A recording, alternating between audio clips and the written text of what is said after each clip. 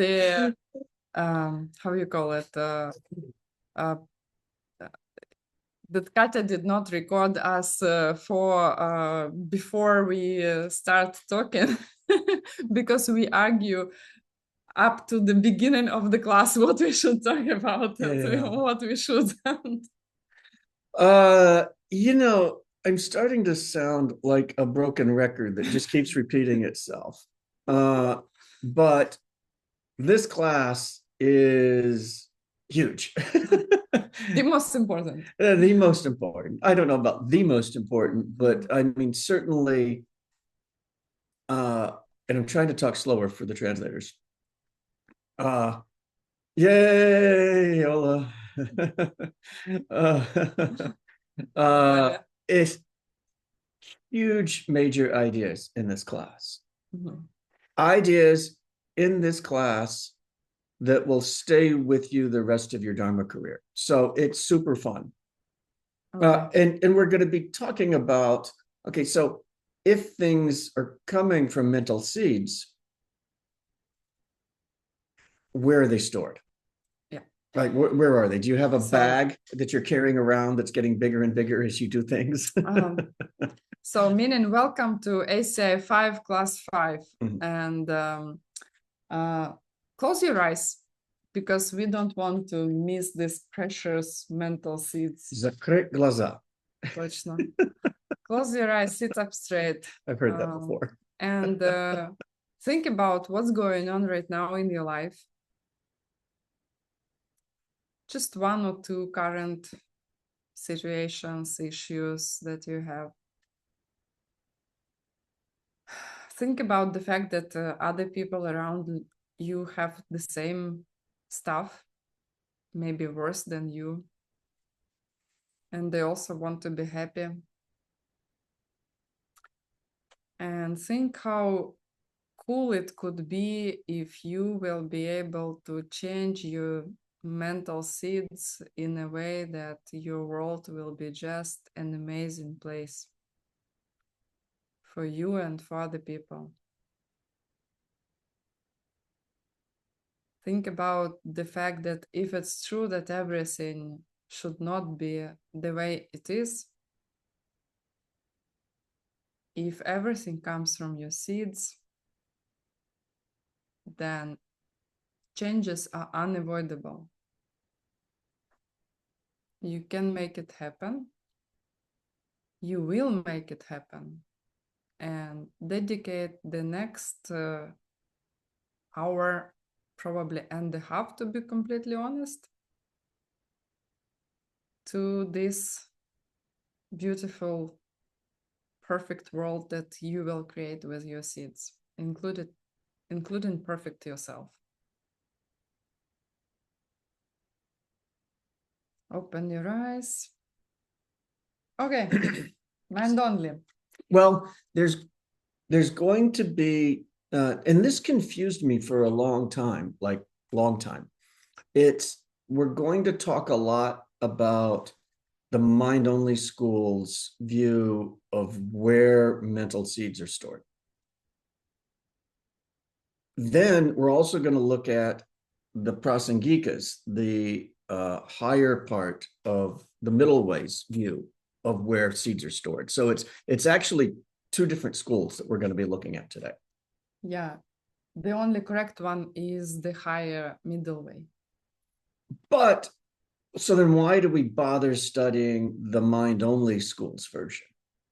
It's because, I mean, frankly, it's a lot easier to understand. And when you understand it, it gives you a good tool for understanding the more subtle prasangika, the middle way consequence school. So. Oh, and just to remind you, like we were talking already about what is karma, how it works, how you will know that you have planted a seed, right? And what seeds to plant if you want such or such result, how it will look like when it will ripen, how to plant a powerful seed, right? Mm-hmm. And a little bit we talked about something really weird in this lowest school of detalists, Abhidharma, about non-communicating karma, right? Mm-hmm. And this was their like attempt to think where it can be stored, Mm-hmm. like as some halo Aura, an aura or yeah. a halo. Halo or the aura around your body. And here, like, because the school is much more sophisticated, was taught later on by the Lord Buddha. So you will have a lot of details. They are really thinking, okay, if a person dies, where does it go? I mean, the seeds cannot store in the aura that disappears, right? Mm-hmm. So where? And here is the answer. And just a quick review. The Buddha taught different things to different people to help them with whatever level they were at. And so at first he was teaching the Abhidharma school, where there were things that are self-existent in that school. It's still one of the four Buddhist schools, still believes in karma. That was the first turning. In the second turning, he teaches the middle way, the higher school, where he says, well, nothing exists in the way you think it does. And then people had a problem with that. And so then because it contradicted their personal experience, right? Because things look self-existent to us. It looks like there are objects outside of us that have characteristics that are in them, that have characteristics that are coming from their side, that have characteristics that aren't coming from your mind, right? I mean, it looks like, so the famous joke of Geshe Michael, when you teach the pen, it still looks self-existent to you. When you teach, it's not. yeah, right. And then so because people had a problem with the second turning, he had then there was the third turning, and that's where he taught the mind only school. And so the Abhidharma school and the Sutras, to the first school and the second school, they're Hinayana. So now we're up to mind only school, which is third school, and that's Mahayana. They are going to believe that you can save every living being. It's very sophisticated. And Geshe in the class said that if the middle way school didn't exist, the mind only school might be sufficient to get you. He said it might almost be sufficient. He didn't say it would be. He said it might almost be sufficient to get you to enlightenment. So it's pretty profound. And I like it, frankly. It's been a lot of fun. Yeah, this is why we argued before the class, because Bill just finished how many? 4 times? How many times did you read the mind only book? Well, I'll show it to people. If we've been having classes, if you're interested in the mind only school, this is Word's book, The Golden Key. The Golden Key, that he translated with Geshe Michael. And this is a commentary from Fearless Blade on Jason Kappa's work about the mind only school. And I read it through 3 times. But I keep going back to it for points, because there's a lot of really subtle points about the mind only school. And so now I have to read it also, because it is getting difficult to argue with you. Yeah, I'm starting to win the arguments now. He said, well, no, it's not like that. I said, well, no, I'll show you. Yeah. So we will introduce some fundamental concepts about the mind only school today. There's a lot more. We've had a couple classes. If you like it, I mean, do your ACI coursework first. But if you have the time, these books that the mixed nuts are producing are really just fantastic. I've got 4 of them that I'm reading simultaneously now. So they're really just like I know it's Abhidharma Kosha, right? The treasure house of knowledge, but they all seem like a treasure house. The books are really just exciting. So anyway, but on with the class. So we were arguing, and I was begging not to go into details. Yeah, I'll try. We're just going to introduce some concepts. There's a lot more that we could go into, and I'm still learning quite a bit, honestly, quite a bit. So let's go. Let's start. Yeah. So the first, should we start with explanation of where it is?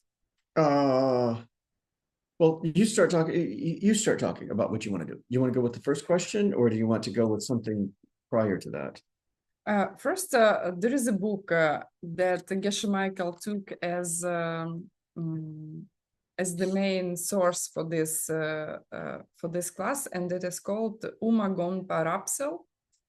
Now it is being translated during Shwenzentara classes by Geshe Michael and one of translators, and it is translated as total illumination of the real intent of the middle way by Jetsun Kappa. And he explains there this idea of Sam Tampa, right? It's a Tibetan word for mind only mind, something like that. How karma works. And basically, the idea how karma works in this school is accepted by higher schools as well.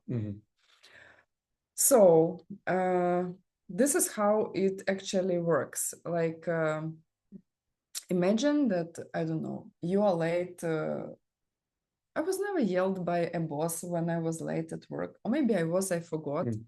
But imagine, like, something happened, what I was yelled for, you know, like same situation was happening again and again. I'm completely sure, totally sure that I am doing great, that I did all the, you know, all the tasks that I'm supposed to do. Like, I feel good about myself. And then something comes up that either I forgot because I was overloaded, or I didn't know, you know, and something that I didn't do. And I had, and imagine you see the person in front of you, like maybe not yelling. I was never really yelled at, but, you know, somebody is really unhappy with you, right? Like, you can see that the person is struggling with anger, like having a red face, or like talking loud to you, and you think an angry person is yelling at you or like being mean to you.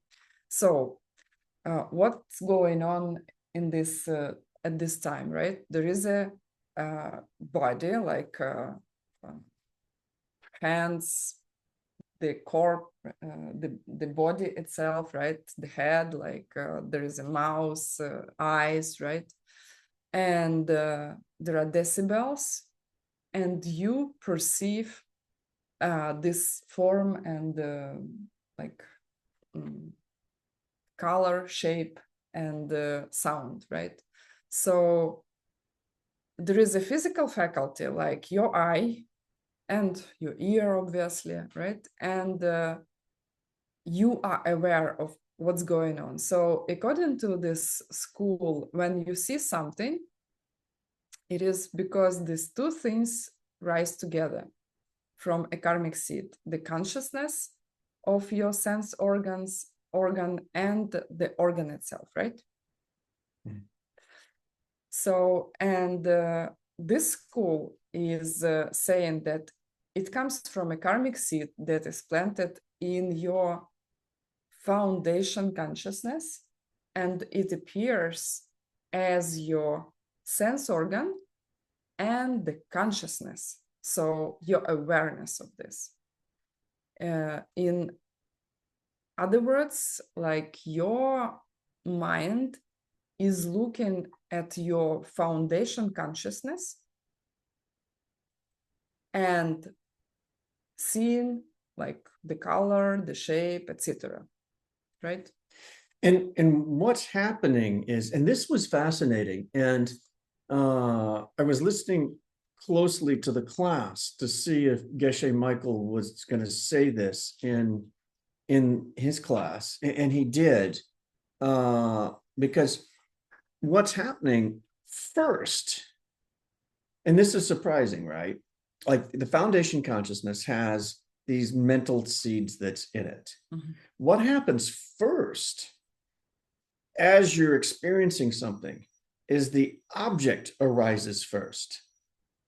First, the object. And then second, the yelling boss. Well, no. The second, you get the result from the object, which is yelling boss. No, which is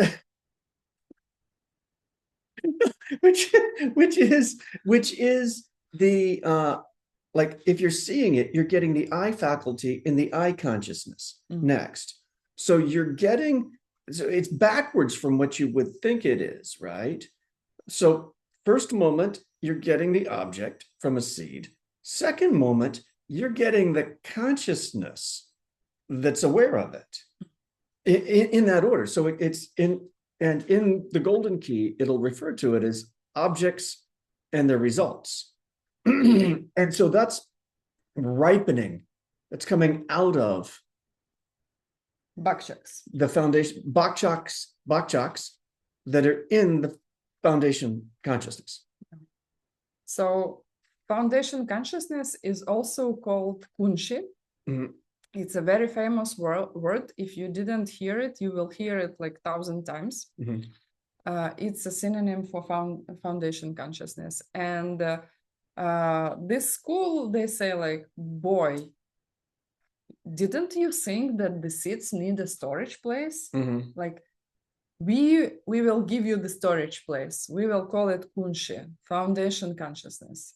This is how your seeds are traveling from one life to another life. Like, you detalists and sutrists, you have no idea what you're talking about. Forget about your aura, because it needs something like more substantial for the consciousness that should be always present, right? You're sleeping, it should be there. You're meditating, it should be there. You do not lose your mind when you meditate. So this is the idea. And the bakchaks are there in the kunshi. And when we're talking about consciousness, all of the schools, all 4 schools, except that there are 6 types of consciousness.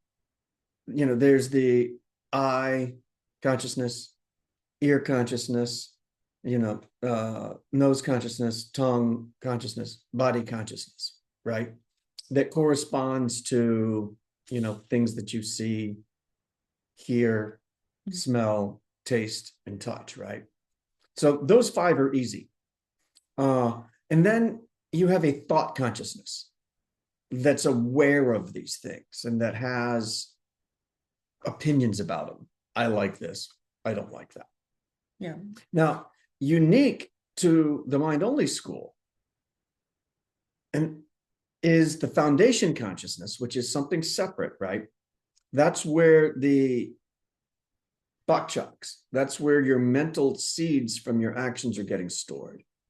And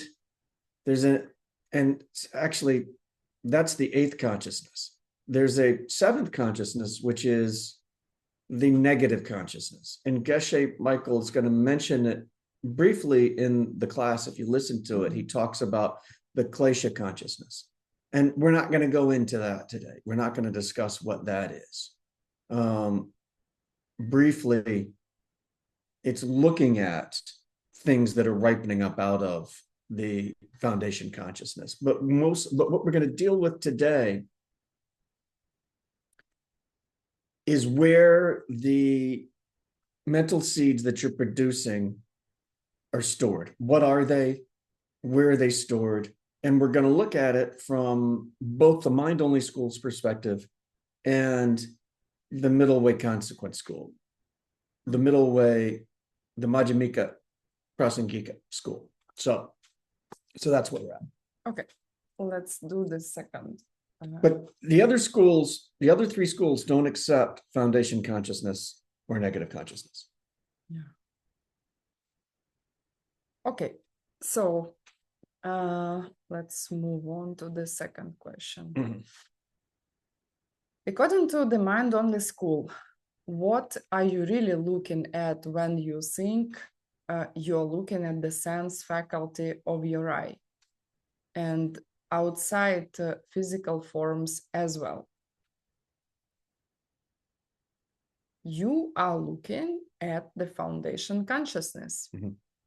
and you think it is a physical eye, and it's the outer form that you think you are seeing.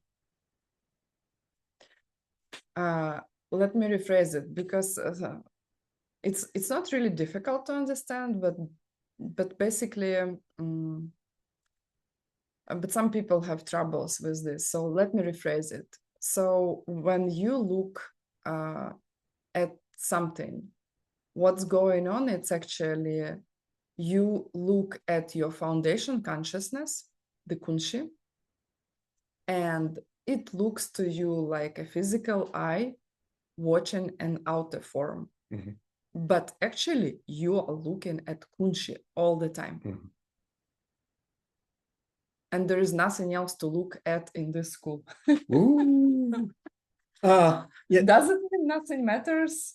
Oh, no. Well, and again, yeah, of course, it means everything matters, because the seeds that you're looking at were planted in the foundation consciousness by what you thought, said, or did to somebody else.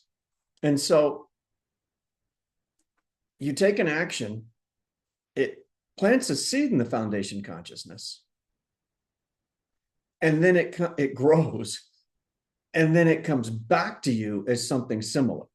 And so it's not just that you can think anything you want to about it. Like, it's not just, well, I'm going to be happy.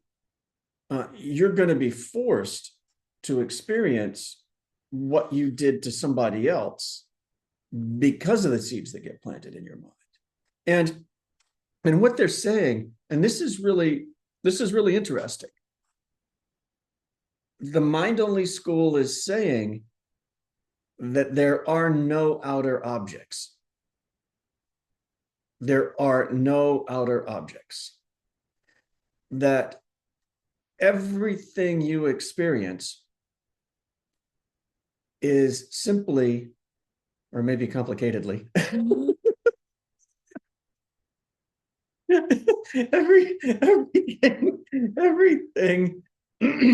everything you're experiencing is your mind. It's a result of a seed you planted in the foundation consciousness that ripens, both as what looks like an object and what you experience as a subject. And so, like, I'm the subject, right? Like, I'm Bill experiencing telephone. And so that's all mental seeds, right? Like, I see a little bit of black. And so, I planted a seed for a bit of a black shape like that. And it's me experiencing my own mind like a dream. Mm-hmm. Or like watching an image in a mirror, right? Like, I'm looking at my own mind when I'm experiencing the world. And that's why they call it the mind only, is because you're only looking at your mind. Yeah, your foundation consciousness. And by the way, maybe some of you, I can see there are people who study Tibetan. In Tibetan, the foundation consciousness is Kunshi Nampar Shepa, which Kun is all, Shi is basis, like basis for everything, right? Kunshi. Nampar, it's a kind of pluralizer, and Shepa is mind or consciousness, like consciousness for everything. And basically, what they mean is consciousness for suffering. Yeah, because it's one of the reasons why they call it foundation consciousness is because it's the foundation for all your suffering. Yeah. Also, okay, and I'll leave it at that. There's more to it, but it's your problems are coming because of these seeds, right? You're stuck in the wheel of life, the wheel of death, right? With its 12 links.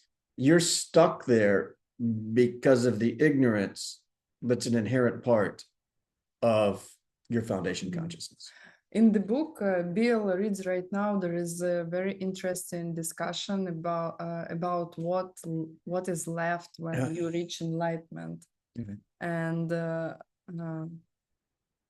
yeah, basically you get rid of these two extra consciousnesses, but I think it's a little bit more subtle than just, it doesn't mean that you do not exist anymore, and it doesn't mean you have no mind anymore. Yeah, you still have the sixth consciousness, thought consciousness left. But your karma is different. Your bakshaks are different at that point. You're not, and this was, if you remember in a class a few classes ago, Geshe said, and this was quite controversial, that Aryas don't produce karma. And that's related to this issue, right? You'll still have a mind. But anyway, that's just, don't worry. These are really subtle concepts. It takes a while to get them, but it's interesting, right? Yeah, the most important things are easy for today. I mean, there is a foundation consciousness. This is where the seeds are stored. It's not accepted by all the schools. I remember this phrase was bothering me for a while, like, why study it? Yeah. Like, if it's not expected to all the schools. I think I can tell you why. Because the first two schools, when the Buddha Shakyamuni taught them, they're very similar, the views of Abhidharma and Sutras, like the lower schools.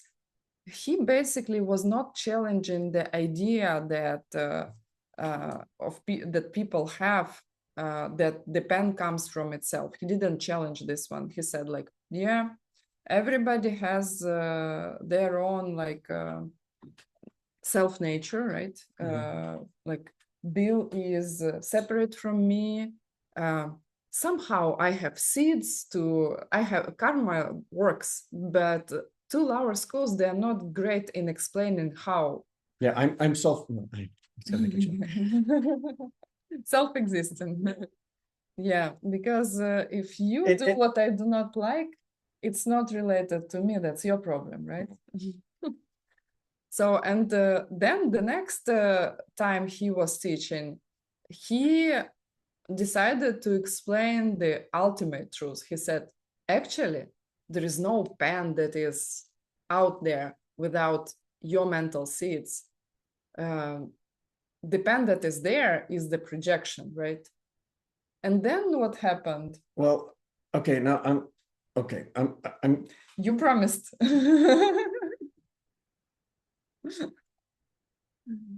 So I will finish, then you can say, okay. So first time he said, yeah, that's fine. There is a pen out there. Second time he said, there's no pen out there. Everything is a projection of my mind. And some people, they got freaked out. They were like, whoa, there's nothing there. They didn't realize that it's not that there's nothing there. It's just not the way they were thinking it's there. And then he said, guys, don't worry. I will give you the third solution. There's something there and something is not there. And this is the mind only. Yeah. Yeah, it's really interesting because, again, mind-only school is saying no outer objects. You're looking at your mind. The Madhyamika Prasangikas do believe in an outer object. Mm-hmm. It's just, if you look for it, you can't find it. Oh, like it's okay to say, Geshe he was in his New York working period, and so he used angry boss as an example quite a lot. Now that he's Guess why? So it's okay to say from the middle way perspective that boss is there. But if you go looking for what's there, you're not going to be able to find it. So you get down to, okay, like, you could see like his face, right? Well, then his face is made of parts. And then you've got his forehead. And then the forehead's made of parts. And it just keeps breaking down for what you're looking for. And you'll never get to anything that's him, actually him, that's in him. You'll never get in the boss that's outside. You can't find it. Nagarjuna was really great at looking at things like this. And so what's happening is in the Prasangika school, in the middle way consequence school, is you're projecting a label onto a reasonable basis. A label onto a reasonable basis. But you can't find that reasonable basis if you go looking for it. So anyway, they do believe in outer objects. They don't believe in self-existent outer objects. And don't worry. And that's a really, and Geshe is quite clear in the class that he goes, okay, so he said that, right? And he goes, okay, so it's there. He said, it'll take you 10 years. Many years, many years to understand what they're talking about. And it's a difficult concept. But what do you mean there's outer objects that I can't find? What and that's why he said, that's why Lord Buddha said, okay, well, forget that. Here's the mind-only school. Let's talk about where things really are. Yeah, and don't worry, ACI courses, they are amazing because every single one of them gives you slightly different angle to the subject. Like, and what is the subject? I am born in this world, in this body. I have no idea what to do.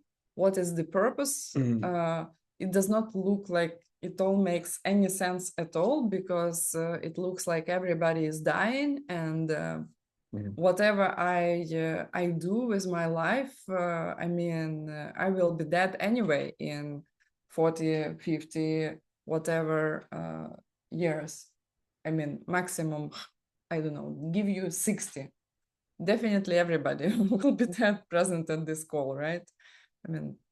If you have doubts, okay, 100, okay? There will be somebody who will be the first one. There will be somebody who will be the last one. And the last one person on this call will be forgotten by his or her relatives. And there will be somewhere an old picture, and somebody will say, oh, who was it? And the relative will say, I don't know. So is there any meaning to all of that? Yes, there is a meaning. And believe me, believe us, that if you will understand these schools, it will move you very close to how you can change these things. Yeah. Again, the foundation consciousness is the foundation of your problems. And so it's an extremely sophisticated look at how your world is working, at how your mind is working, at what it's going to take. It's an extremely sophisticated look at what it's going to take to fix your problems. It's pretty good. Okay, so how does it happen, right? How mental seeds are planted with this foundation consciousness? Why we like this idea? And honestly, you need it as a, how you call it, crunchy, right? Temporarily, you need it as a tool to get to the higher schools. Like this idea is helpful of foundation consciousness. It's a step, right? Yeah, it's like same. You want to, I don't know. We went to Grand Canyon last year, and it was obvious that you cannot jump over the Grand Canyon with one jump. I mean, at the very least, to me, it was obvious. Well, yeah, unless you've gotten the miracle powers that go with all these advanced things, but that's, you know. But if you, that's next course. But if you, yeah, right. That's secret issues, right? But if you build a part of the bridge, I don't know, first month you build one part of the bridge, the second month you build another part of the bridge, you know, like data list, sutras, you know, then you build the third part of the bridge, then there will be maybe 1 meter you can jump over, right? So this is why you need all these schools. So how mental seeds from karma are planted, and then where they stay, how do they go, and how do they produce consequences according to this sophisticated mind-only school. When you do, when you say, and when you think, you plant bakchaks or mental seeds in your foundation consciousness. These mental seeds, they stay in this foundation consciousness for a very long time. I mean, it is so cute when people, they come and then they say, oh, I'm planting something for several months already and it doesn't happen. And usually I have a slight mental affliction thinking like, do you realize that it actually takes 1,000 years to ripen a seed? Like, and you are complaining that 2-3 months do not work. So it can vary, right? It's possible that the seeds can take 1,000 years to ripen.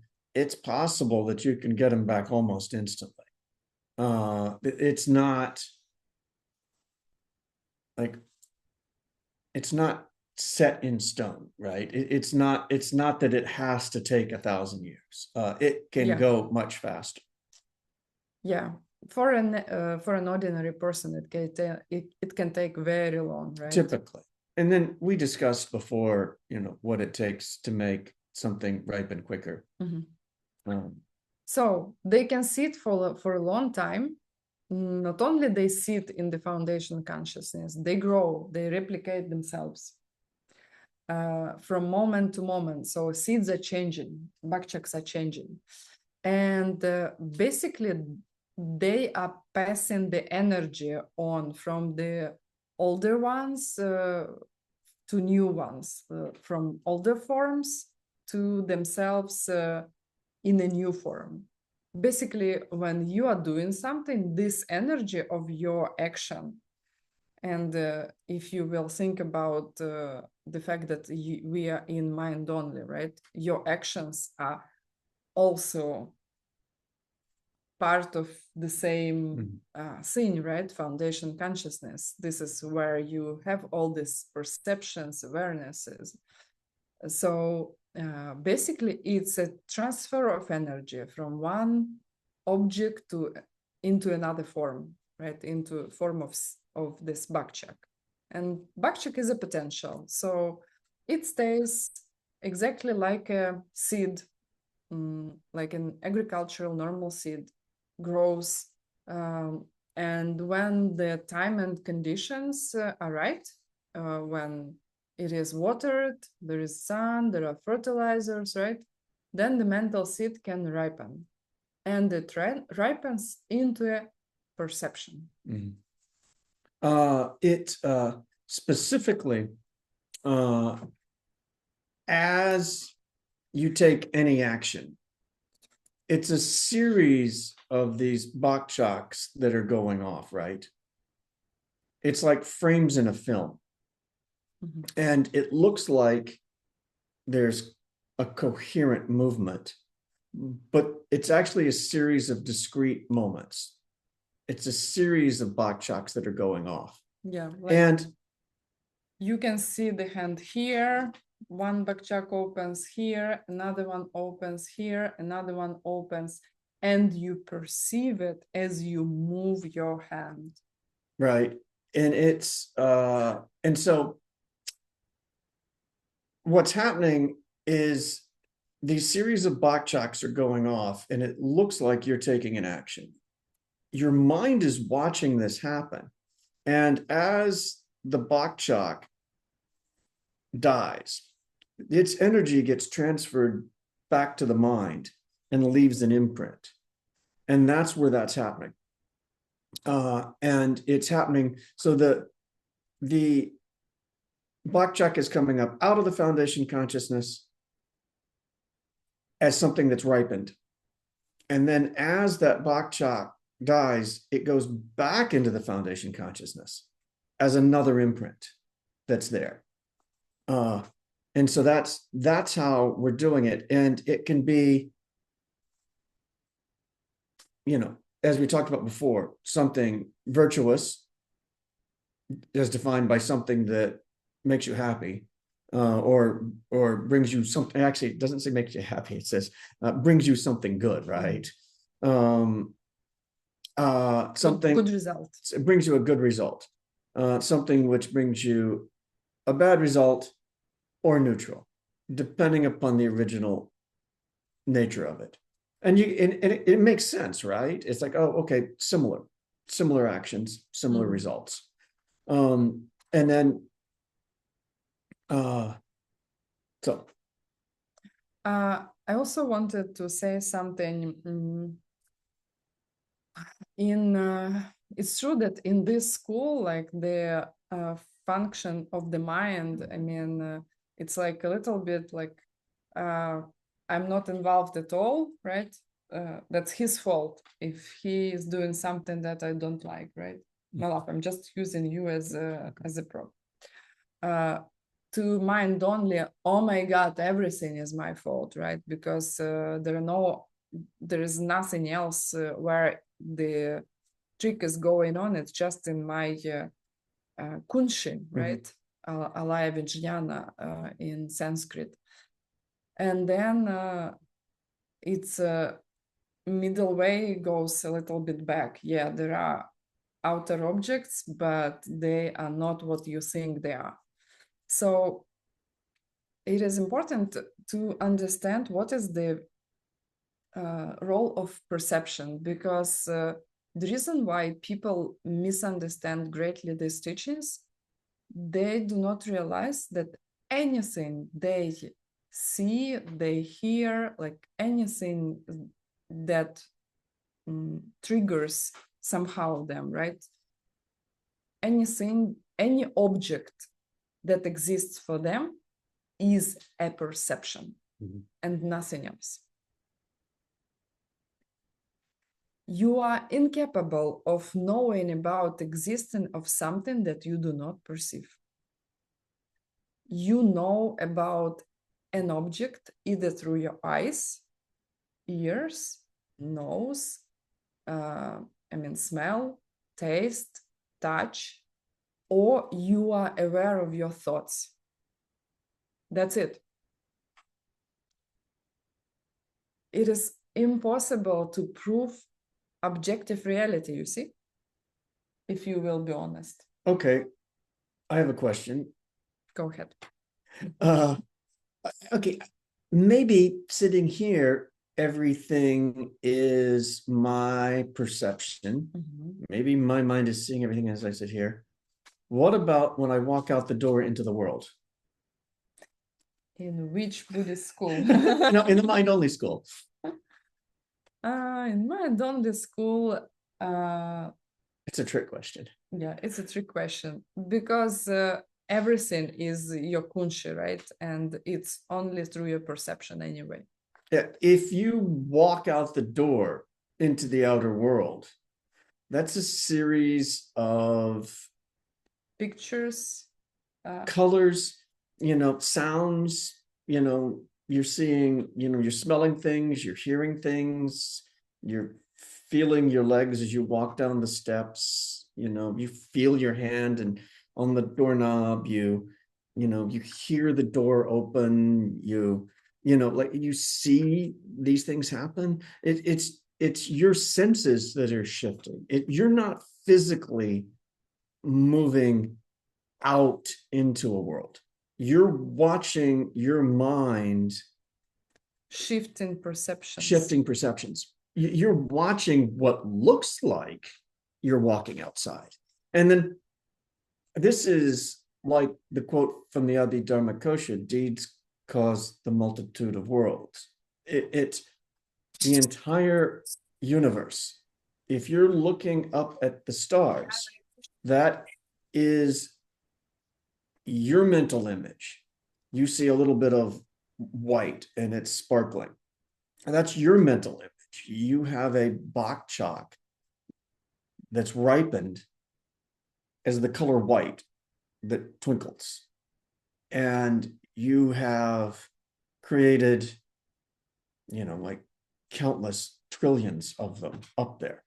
Thank you very much. They're very beautiful. Yeah. And it's the whole universe, like everything. It's all coming from your mind. In the mind only school, they mean it. Mind only. So then does it mean you want to ask? No. Go for it. Yeah. No, you know what's coming next. Guys, right? What is the right question to ask? Does it mean that nothing is important? I mean, if everything is just perception, then yeah, what's a big deal? Nothing matters. But it's not just perception. You have nothing else except perception. What is like you are opening the door, perception of some movement and rotation, perception of your eyes are seeing something as a lock and the door, perception of the sound that clicks, that's you open the door. 3 perceptions, right? Maybe, I don't know, I don't think you smell or lick something, right? That's it. And if you jump in front of the car, there will be a perception of being hit by the car, perception of broken legs. In America, perception of a huge bill after they treat you. And if you die, it's a perception of the death. Everything is perception. It's not just a perception. It is perception with the big capital P. Okay. And it's why you can change it. So it's why these things it's possible to change things, is because they're coming from you. And then there's another question that's going to come up at this point. If it's all my mind, how about your mind? Yeah, how about your mind, right? Are there other people out there? Is there another mind stream that's out there? Ooh, that's a tricky question. Ooh. We will not answer this question. Or do you want to answer? Well, what Geshe, this question obviously came up in the class. Somebody's like, well, who else is out there, right? Am I lonely in this world? Or is it just, seems like there's a lot of people around. Just perception, smell up. And Geshe Michael's response was, he quoted Ken Rinpoche and he said, what, do you think the Buddhas retire when they reach Buddhahood? So they are pretty clear that there are different mind streams out there. Now, I will leave it at that. Out there, especially in mind only, right? Yeah, out there, right? There are different mind streams. So they say that there are different mind streams, and we'll leave it for you to work on for a bit. You know what? I think I want to add something, because I did not get the answer to this question for 1 year. Boy, it made me depressed. I was really thinking I'm the only being in the universe. So your mind is so powerful, it can create other mind streams. They are coming from you, but they are independent thinkers, okay? You do not manipulate them, you see? They're coming from your mind. They are not you. I mean, you can plant seeds for your partner, as I did, as Bill did. You can kiss your partner, it's okay. You're not kissing yourself. Okay, let's move on. So why then the question comes, sounds actually really cool. Okay, I can live with this. I have created everything. Now I know who the real creator is. Sorry, guys, if you don't like. So, but why? What is not correct, like according to the highest school? Yeah, so now the middle way consequent school, the Prasangikas, they're going to say that there is no separate consciousness, like we talked about it, negative consciousness and foundation consciousness, which is, the klesha consciousness and the kunchi. They're going to say that there is a thought consciousness, the number 6, but there's not something distinct. And then the question goes, okay, well, if there's no foundation consciousness, where are the seeds being stored?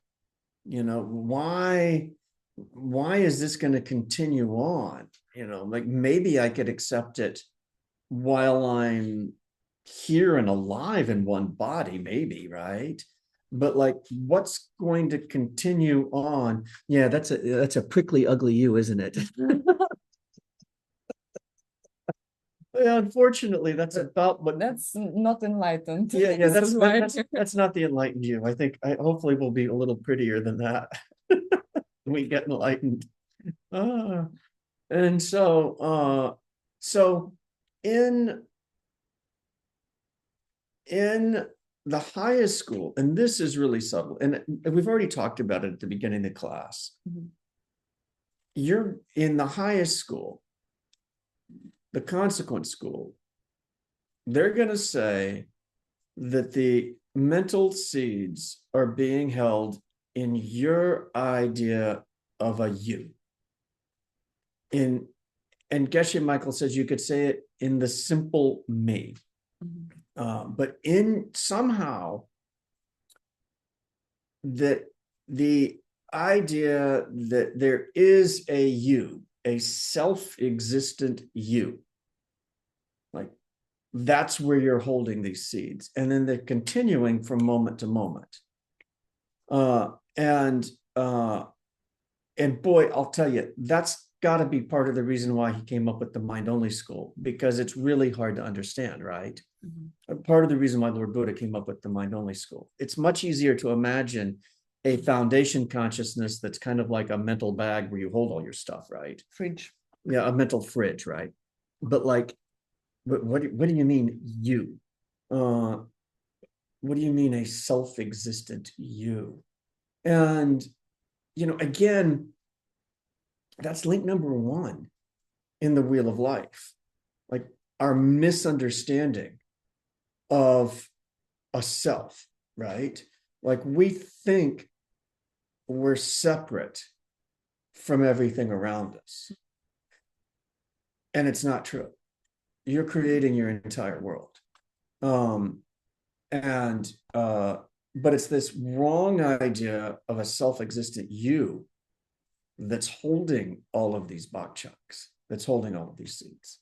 And then, to be honest, I'm glad I can repeat that clearly. I don't think I fully understand it. In fact, I'm sure I don't fully understand it. And just do not expect that these teachings you should understand from the first listen. Some classes you will have to listen 10 times, honestly. This is what I was doing. There will be ACI 15 that is dedicated to the mind-only school, but in depth. I mean, it's very light, but comparing to this class, it is in depth.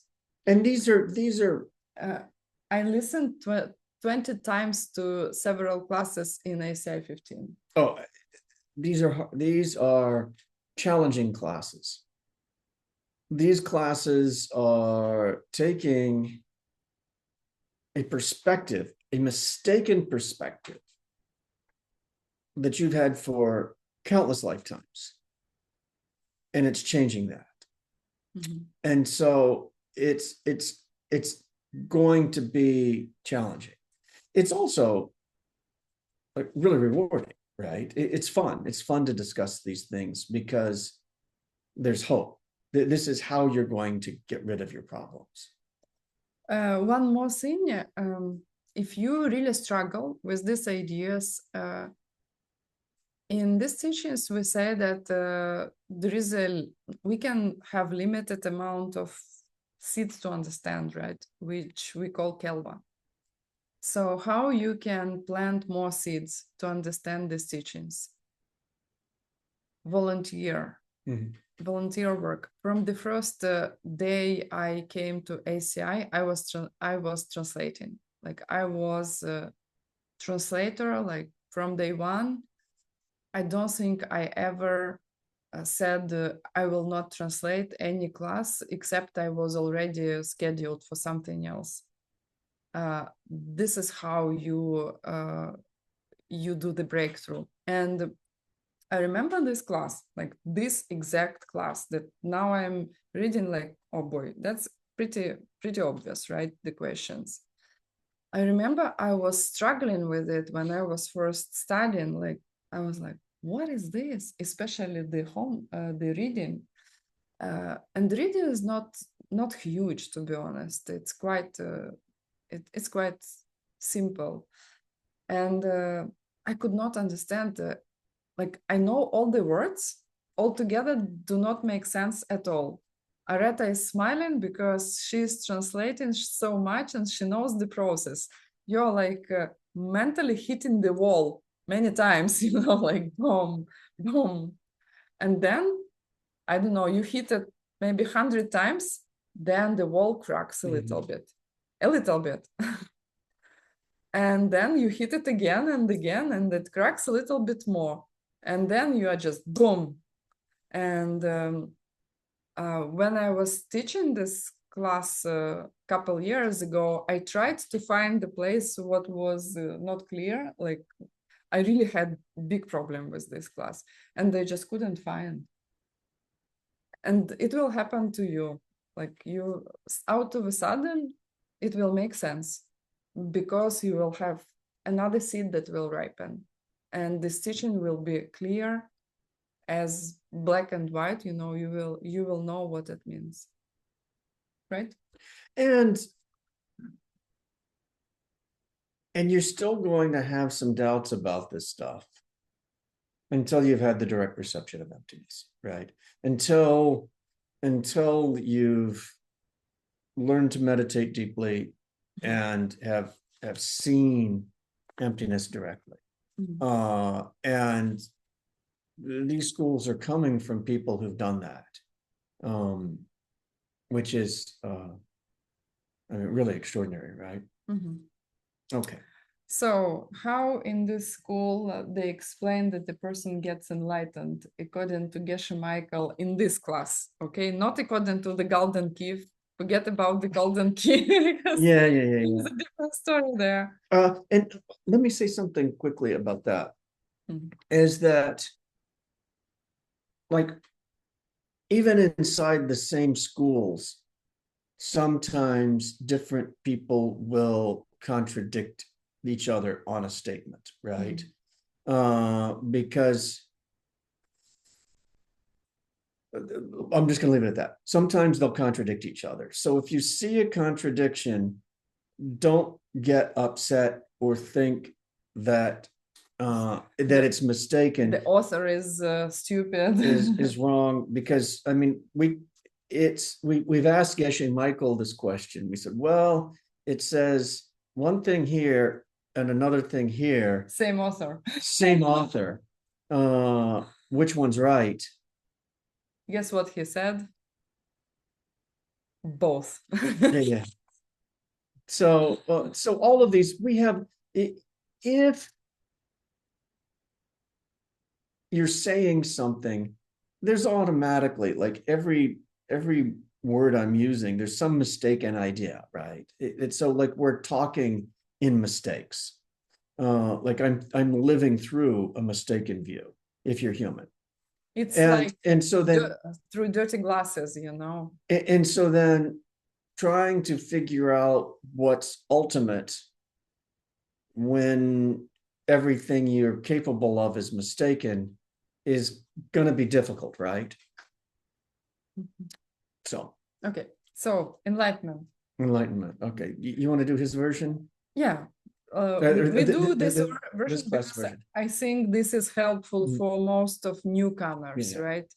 The reason why you will see contradictions because your mind grows, and mostly how you grow in these teachings, you find how things that look contradictory are not contradictory. Remember it. So you plant seeds in your kunshi, right? And then you see yourself, because you planted the seeds in your kunshi, you see yourself as an immortal deity as a result. This is how this school explains enlightenment. It's how you reach heaven, right? Like we've talked about this before. There's no like sacred holy rocket that you get into that carries you to heaven, right? There's no stairway to heaven other than a song. There's no were you guys familiar with Led Zeppelin? Buying a Stairway to Heaven? Okay. You create your Buddha paradise by changing the seeds that you're witnessing. And this is one school's version of it. I like how Geshe Michael talks about it, like your old seeds, like, I mean, your perception of yourself now, let's phrase it this way, should not be what it is, right? And these seeds will give the way, like they will yield to a perception of yourself as an immortal deity. And this is how, one example that they use is that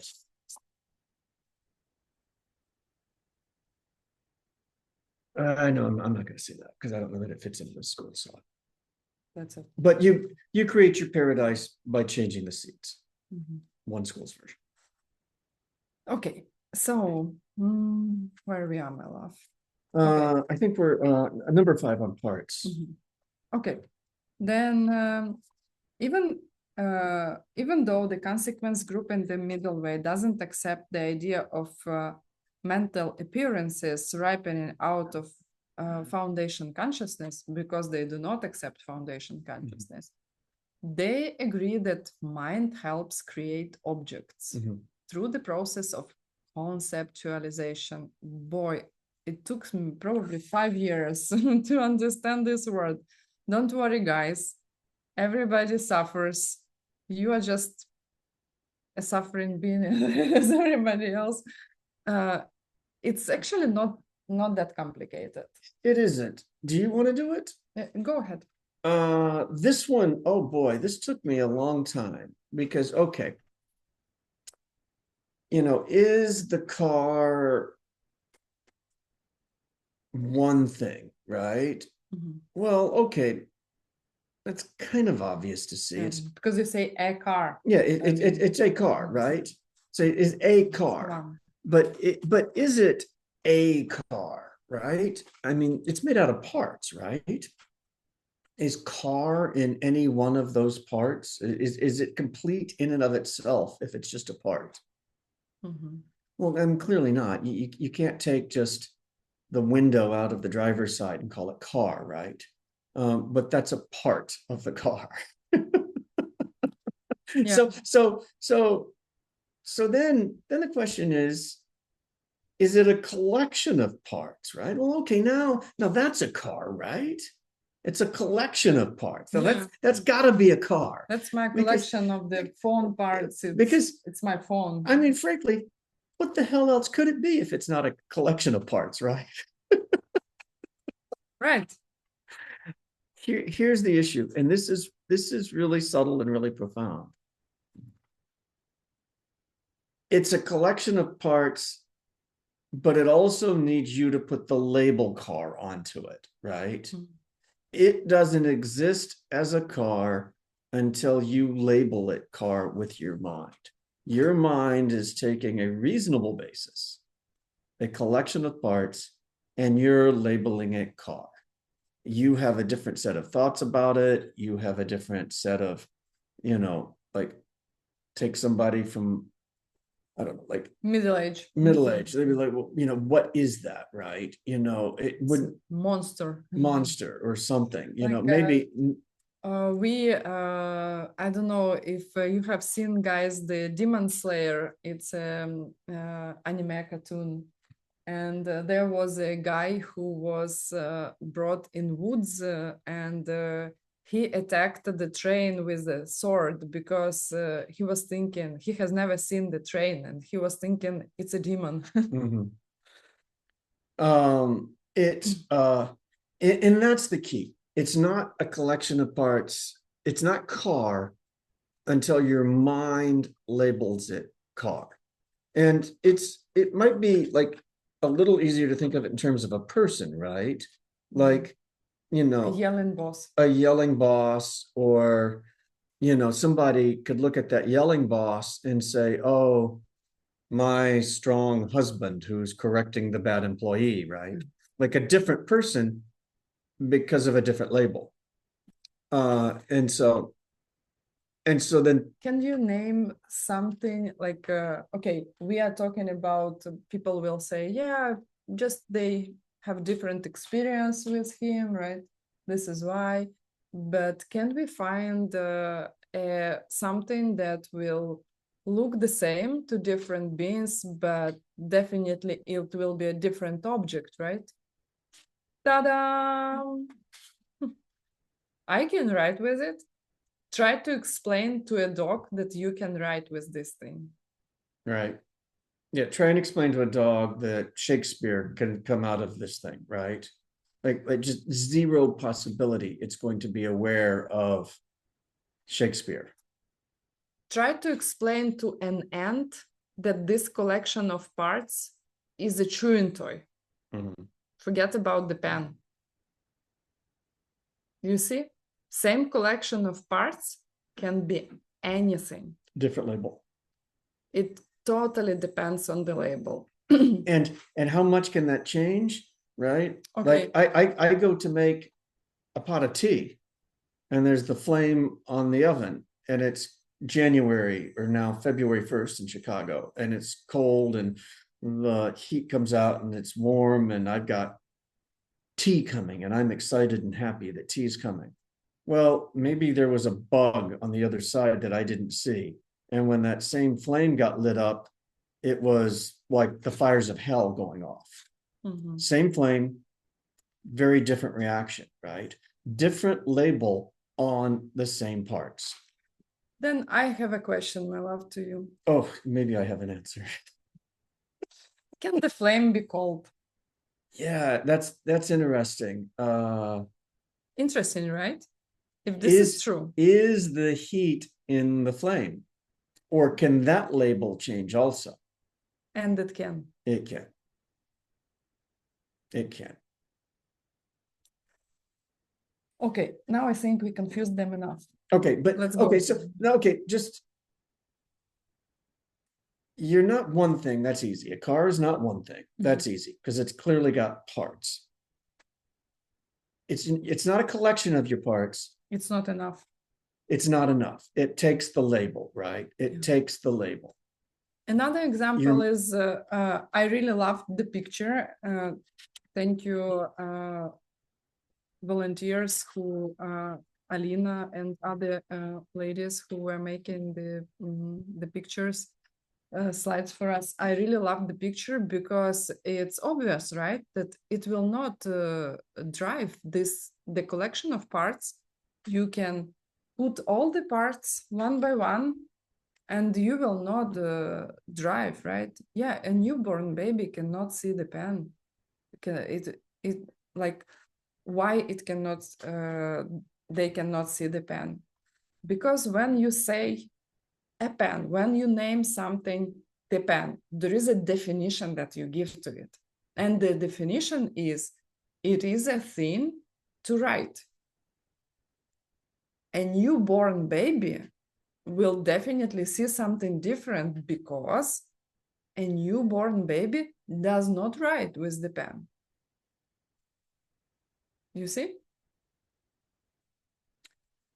And this is why they talk about it being so difficult to get a human life, right? Mm-hmm. You have all of these seeds that are ripening, 65 a second, like frames in a movie. And then, yet your world is coherent, right? There's this flow to your life. Like things are functioning. Yeah, like watch. There is a flow. Yeah. Move in my hand. I cannot move it like here it disappears and pop, here it appears. And so the frames are organized, like all these like incredible complexity, right? And it functions.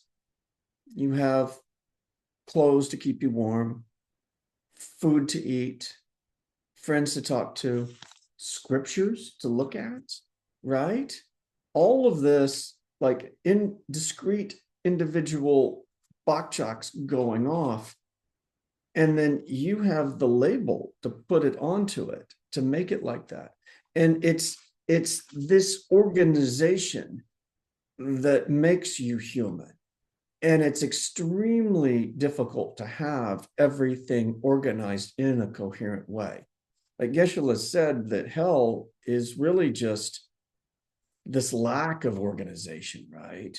That like you go and you've run out of the period in your mind stream where things were coherent, that you simply don't have the resources. And then you could also see why you would be lost for a long time if that were to happen, because you can't experience anything as coherent. Things right? Do not make sense anymore. Yeah,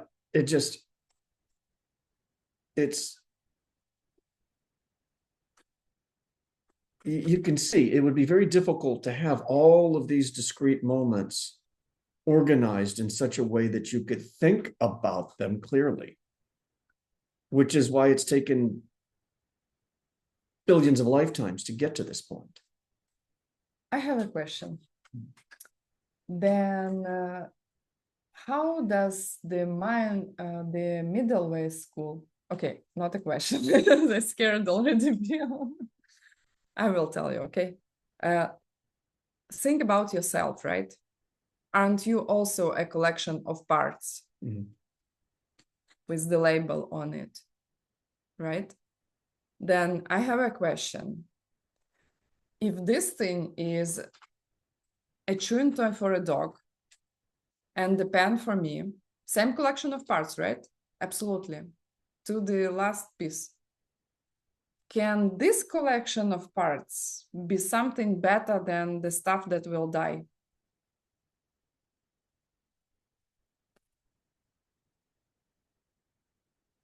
This is how this school explains enlightenment.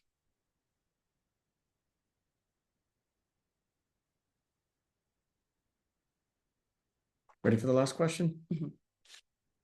Go ahead. Okay. This one confused me for a long time because in the question itself, there asking about the phrase mind only, but it's from the perspective of the Prasangikas. Yeah, right. Oh, that's funny. And so in this question, what's happening is you have a mind-only guy saying, okay, Mr. Prasangika, if it's not mind only, why did the Buddha say mind only? Like we think it's Mr. Mind only, I think it is mind only. You're telling me it's not mind only. What are you saying, that there's something that's self-existent out there? Like, oh, okay. Well, and so then there are two responses to this. And again, the responses are from the Prasangika. And I had this confused for the longest kind of time. I was like, because I thought, well, we were talking about mind only, and they said it's not mind only. And boy, what does that mean? And so that's not what they're doing. This is a mind only person talking to a Prasangika person. And this is the Prasangika's person's response to why it's not mind only. Okay, so is that clear for everybody? No. Okay. You confused me. Oh no. Okay, this is okay. I'll say it simpler. This is the Prasangikas, the middle way consequent school. This is them responding to why the Buddha said it was mind only. Okay. The Prasangikas don't believe that it's mind only, but they're responding to why the Buddha used the phrase mind only. Okay, let me rephrase it simple. Okay. Mind only think it's really mind only. But the Buddha Shakyamuni, who taught the school, obviously was in higher perspective than mind only. And the other higher guys, they say that actually this is why the Buddha Shakyamuni called the school mind only. It's not that mind only followers believe it. It's the high school. It's an explanation of the high school of the name of the slightly lower school. Yeah. All right. Okay. So the first reason the Prasangikas are going to use for why the Buddha uses the term mind only. And that's because it's going to be denying that there is a creator God. So remember, there's three ways that things could possibly come into existence. They're random, God did it to you, or you're creating it yourself.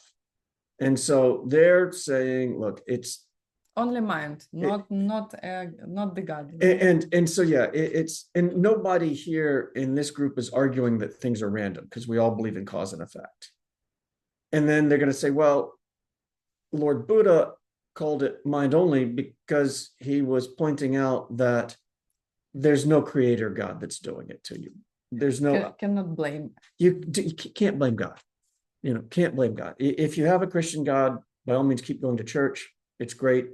Jesus knew what he was talking about. And the modern church has some things they need help with, but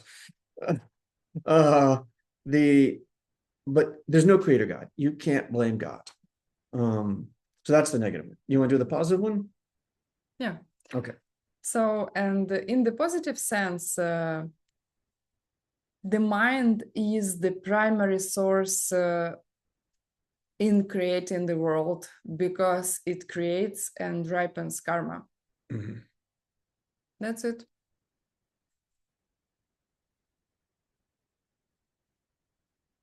So again, this is a really huge class. I mean, really fun, interesting, not easy. Easy. Yeah. Yes, we had a discussion, and I told Bill that everything that is difficult we should call easy. Yeah. And then then you will not know that it was difficult. It was interesting for me to listen to the class again, and we're here on course 5. And people like John Stillwell, who put together the ACI courses, like when back in the day when you got mailed a package of cassette tapes, John was one of the people that were, and John recorded these classes. And he and friend Diane were sitting in a basement in Manhattan, packaging these things up and mailing them to you, 25 years ago. And not to them, to you. Yeah, to me, right? Yeah. And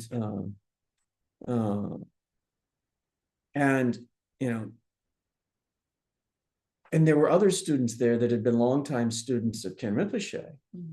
And they're really struggling in the class with this. I wish that we were here directly with you so that we could, have some like a conversation back and forth, so that we could discuss the questions that come up in your mind. I mean, do you want to try and do that? I mean, class is over. If you we will not do it today. Okay. Translators, my love. All right. Okay. Yeah, we're not going to. Don't be cruel. All right. Yeah. To be fair. Yeah. Yeah. All right. Thank you. Yeah. Thank you. Everybody's going to run away. Better we will do a separate questions and answers class. Yeah. Okay. That's fine. I'm good with that. And yeah, dedication. Geshe Michael also had the advantage of doing it in one language. Something that I want to say that we are thinking to plan some classes. Every time we will be doing it in Chicago, you can come. Just let us know in advance if you are somewhere in the area, US, Canada, Latin America, and you want to come over, we can arrange it. And we plan some of the courses to do in Europe, probably, or somewhere there, so that we could all meet one day. A lot of our students are in Europe, and so if you would like to see us in person, we will be going somewhere on the other side of the Atlantic. Yeah, we don't know. We were planning. We were discussing it yesterday, and hopefully with the world's political situation, we won't have to do it on a boat in international waters because of all the visa problems, but yeah, but we plan on small boats. Yeah, plan meet somewhere in the middle of the Atlantic where nobody cares if we get together. But we'll figure it out. Yeah, and one more thing is if you are somewhere in the Great Britain, we plan to. I didn't get my visa yet, but we plan to go to Ola Fitzgerald event. She is planning ACI 1 in March. So if you want to meet us in London, and probably we will be a couple of days in Paris also in March, you can we can discuss it. We can go there to meet you. Close your eyes. Hopefully, hopefully you are still in your. Did we lose anybody? Only one person. That was internet issue, my love. Okay, close your eyes and think about the fact that you spent 1.5 hours. Tashidelek translators, you're doing great. And dedicate the seeds to the highest purpose you can imagine. Anything you can think of. Imagine that your seeds are irradiating as the rays of light from your chest, maybe white or golden, and give them away to everybody in the universe to help them to stop suffering and become absolutely happy.